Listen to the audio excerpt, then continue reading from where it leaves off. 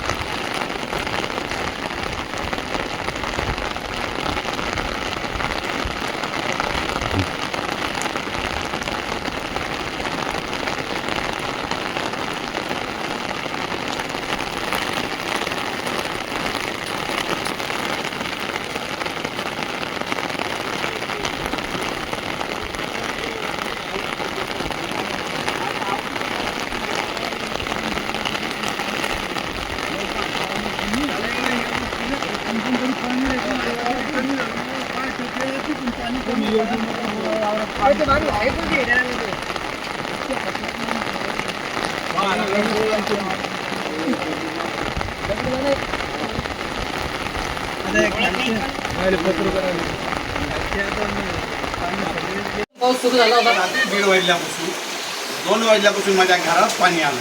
एवढा पाण्याचा साठा झाला की माझे 7 मोठे गहू भिजले.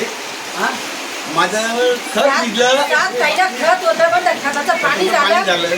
मग माल भिजला, दाणा भिजला, बंदा पसारा पाण्यात डुबला.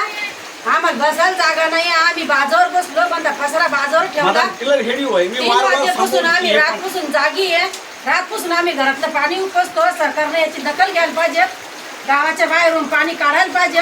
तर असं पाणी किती दिवस येत का नियमित चालू राहतं? असं नियमित चालू आहे. पाणी आलं की घरात पाणी येतं. आणि पुन्हा एक तर हे गिरीवालेही पाणी सोडतात.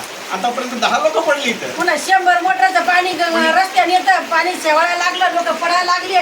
रात्रंदिवस त्रास आहे आम्हाला पाण्याचा. या ठीक. आणि मुख्यमंत्र्यांनी दखल घ्यायला पाहिजे. काही गावाच्या सरपंचानं नेत्यानं पण दखल घ्यायला पाहिजे. आणि याच्यासाठी उपाययोजना काय करायला पाहिजे? उपाययोजना म्हणजे गावाच्या बाहेरून पाणी काढायला पाहिजे. आणि हे गिरीवाल्या पाण्यावाल्याला मी सांगायला पाहिजे की वारंवार पाणी सोडू नका. आमची नुकसान भरपाई करून द्यायला पाहिजे सरकारनं.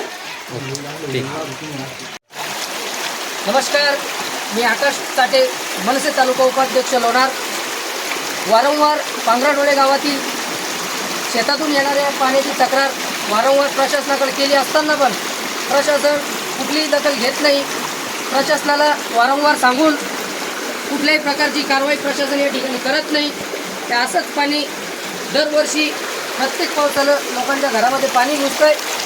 आज पण जो रात्री 1:30 वाजेपासून पाणी सुरू होता त्याने भयंकर मोठी आपत्ती अशी पांगराडोळेवासियांवर आलेली आहे. हे पाणी भरपूर जणांच्या घरात घुसलेलं आहे आणि भरपूर जणांचा संसार हा उघड्यावर आलेला आहे. तरी मनसेच्या वतीनं एक सरकारला असा इशारा देऊ की जर हे पाण्याची लवकरात लवकर दखल सरकारनं जर घेतली नाही तर कुठलाही प्रशासकीय अधिकारी पांगराडोळे गावामध्ये येणार नाही. ही एवढी दखल माझ्याकडनं घेण्यात येईल आणि ग्रामसेवकाला गावात तर नाहीच पण गावाच्या रस्त्यावरती पण पाय ठेवू देणार नाही एवढी माझ्याकडनं सोय करण्यात येईल.